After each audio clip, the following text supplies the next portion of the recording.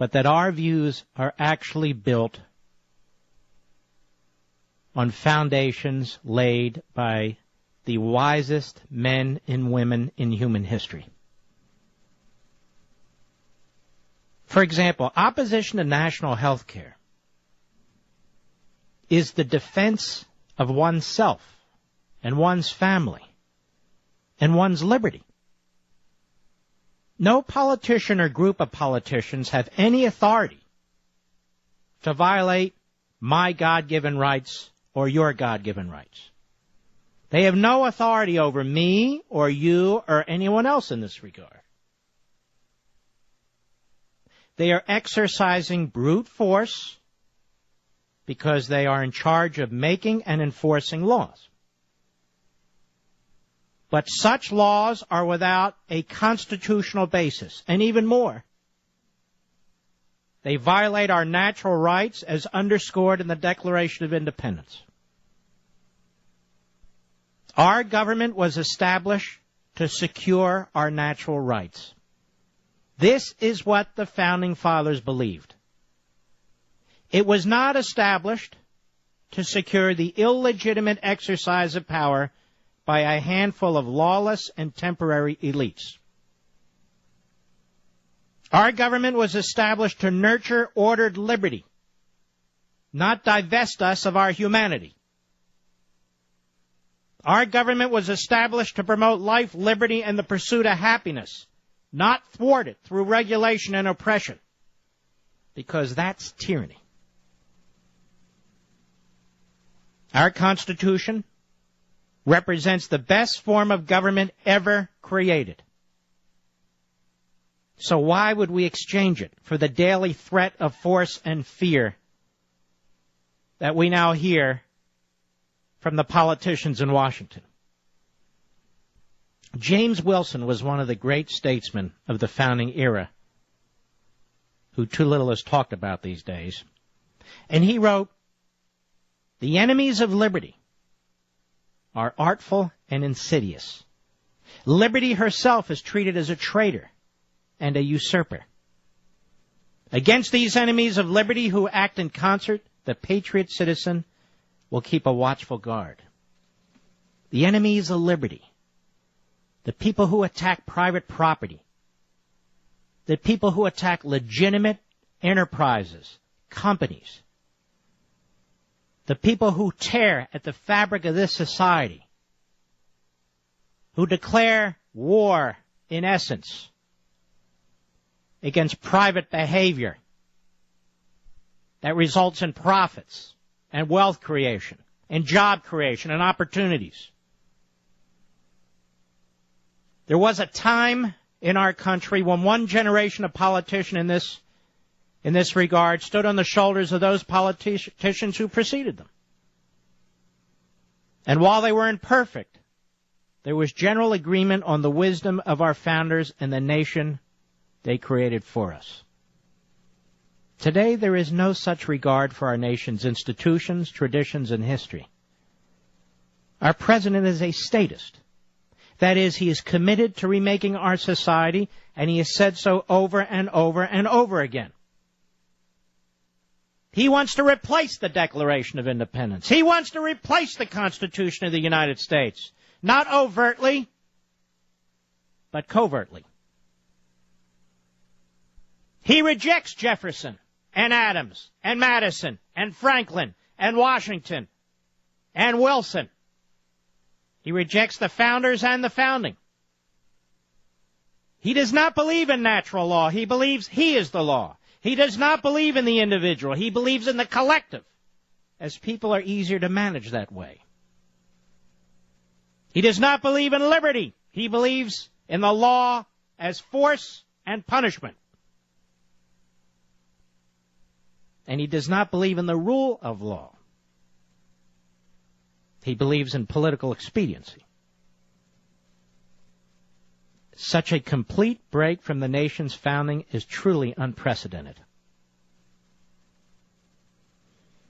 Here's the test.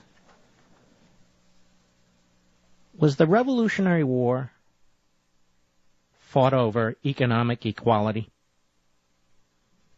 spreading the wealth, redistributing the wealth? Was the Revolutionary War, was it fought over empowering a so-called benevolent president or a relative handful of members of an elected body to determine your life's fortune? To determine what you could earn, what you could keep, what doctor you could see, how much energy you could use? No, it wasn't. It was fought for liberty and limited government and a just rule of law. The Civil War. Did the Union fight the Civil War for enslavement? For the collective? Or did the Union fight to the bitter end for individual liberty and enforcement of the Declaration and the Constitution? When we have sent our young men and later young women overseas to fight wars, do we send them over there to defend an all-powerful federal government? A massive bureaucracy? Millions of bureaucrats? Are they overseas fighting not for liberty and the Constitution, but for government-run health care and cap and trade? What are they doing overseas? They're carrying the American flag. Those are Americans fighting for American values, not redistribution of wealth. Not against the founding principles, not against the founding fathers, not to remake our society into some left-wing utopia. They are fighting for our founding principles to protect this society. Is it then too much to ask? Is it too much to ask that we speak out and stand up and keep the pressure on? Government-run health care. This is oppression, looking you right in the face. It's not about health care. And it never was. The government doesn't provide health care. Oh, yes, it'll pay for some. It'll have some doctors and nurses and hospitals on the payroll. But it's the private sector. It's the individual that makes health care possible, not some federal bureaucrat or politician.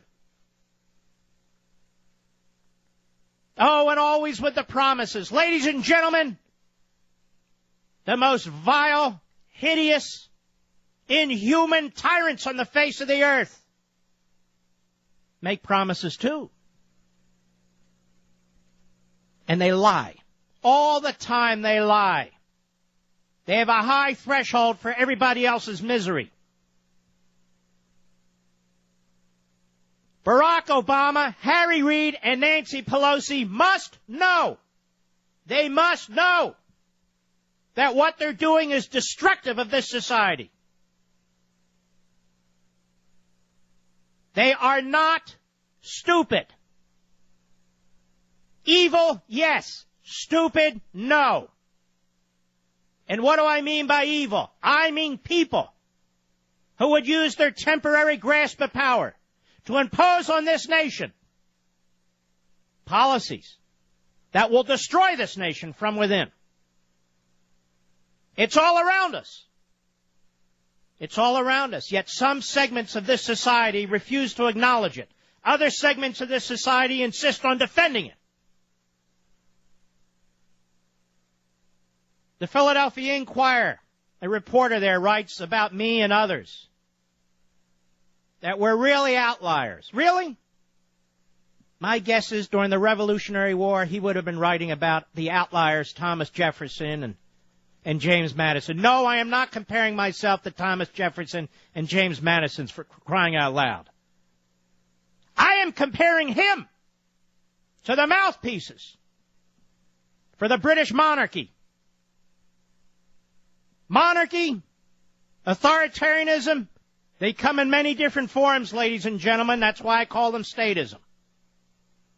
They creep up on you rather quietly,